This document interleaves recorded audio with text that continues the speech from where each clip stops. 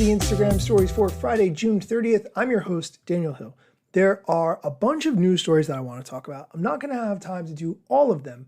I'm going to start with the Google YouTube ones because those are the ones I think are most important. I will also talk about Instagram news and TikTok news, but it's going to take multiple episodes. Bear with me. First, the Wall Street Journal is reporting that Google violated its standards in ad deals. And this is a really interesting story. Here's why this is so important.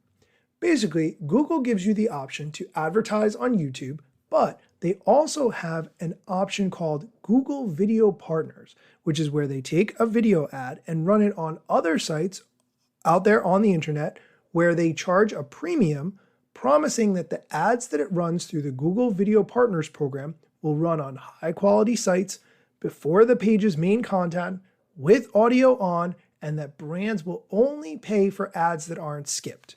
This is an ad program that a lot of large companies use, including Johnson & Johnson, American Express, Samsung, Sephora, Macy's, Disney Plus, and the Wall Street Journal.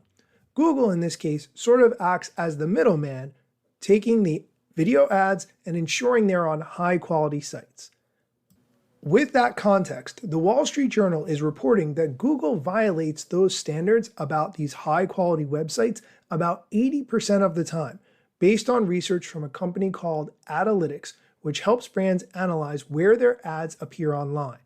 This company, Analytics, accused Google of placing ads in small, muted, automatically played videos off to the side of a page's main content on sites that don't meet Google standards for monetization, among other violations.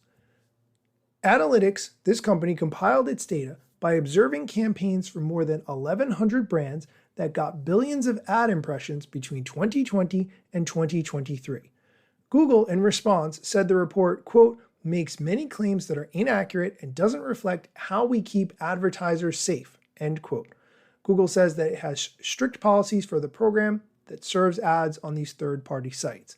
Quote, as part of our brand safety efforts, we regularly remove ads from partner sites that violate our policies and will take any appropriate actions once the full report is shared with us, end quote. What about the companies I mentioned who have paid to have these ads run? There's a quote in this Wall Street Journal article from the global chief media officer at an ad agency called Worldwide. He says, quote, this is an unacceptable breach of trust by YouTube. Google must fix this and fully refund clients for any fraud and impressions that failed to meet Google's own policies, end quote. I think this is a really interesting story because it looks very shady overall. Not something that is easily investigated, but I like to see this level of analytics from companies. As I hear more about this story, I will, of course, share it with you. We are going to take a quick break. When we come back, we're going to talk about more YouTube news when it comes to ad blocking. So if you hate ads on YouTube, stick around. This podcast is brought to you by AT&T Fiber with Wi-Fi. Whether you're into watching horror movies from your basement, watching sports from your backyard, or watching trashy reality shows from inside your car that's parked all the way in the driveway so no one in your family judges you, AT&T Fiber with Wi-Fi is the best way to watch whatever you want from wherever you are. Get AT&T Fiber with Wi-Fi and add some Wi-Fi square footage to your house. Limited availability in select areas. Go to att.com/hypergig to check eligibility. Coverage requires extenders at additional charge. And now let's continue with the YouTube news. Are you a person who hates ads on YouTube like I do? Do you use some kind of ad blocker to ensure that you don't see ads on YouTube? I do. You might not like this next piece of news. YouTube has confirmed to The Verge that it is currently running, quote, a small experiment globally that urges viewers with ad blockers enabled to allow ads on YouTube or try YouTube Premium, end quote. The Google spokesperson gave a little bit more context.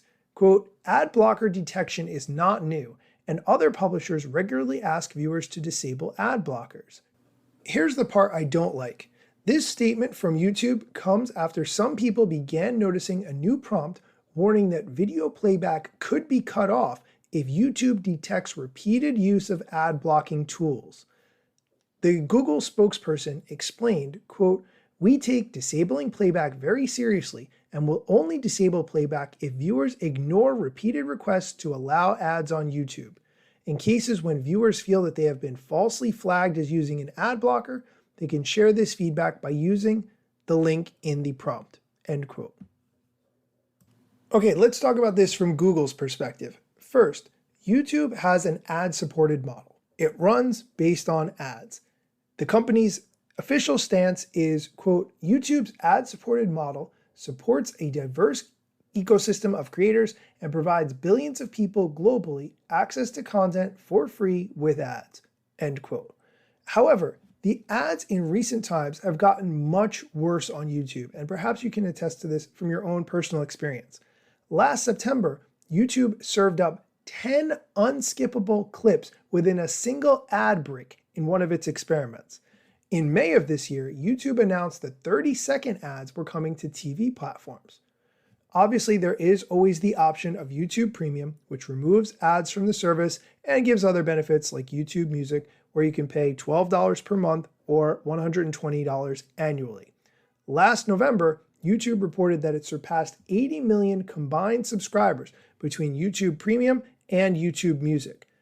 Okay, now with all of that context though, let's just talk about the fact that ads are not something that everyone wants to have. You might have reasons for not wanting to see specific ads and you want to stop them on your own device, which is within your right to do. You might also have seen over time, like I have, that ads can contain malware and therefore you don't want any ads to be on your computer. Again, that is well within your right, whether it's your computer, phone, or other device. You get to determine what runs on your device. I will link to this story in the show notes. Definitely check it out. I think it is very important, no matter which side of the stance you are on, about whether or not it's appropriate for ads to run on your device or for you to have the ability to stop them. That is going to do it for today's episode. Thank you so much for listening. I am also going to be working on some video content, so I'm going to make a point to do that next. Thank you, as always, for taking the time for listening to me talk about tech news, social media strategy, other things that I think are valuable for you to know. Instagram news got you covered, sometimes even TikTok. Relevant platforms in the metaverse ahead of the wave, without a break or a pit stop. Still waiting for Zuckerberg to give me the big job. Pause. Use trademarks and logos with Insta's permission, of course. If you like the show and you gain some good info, maybe leave a review. It's a type of applause. Just drop me a message if you want to collab. If you got some good content or you want to run ads, at Daniel Hill Media is where I am. TikTok, Facebook and Instagram.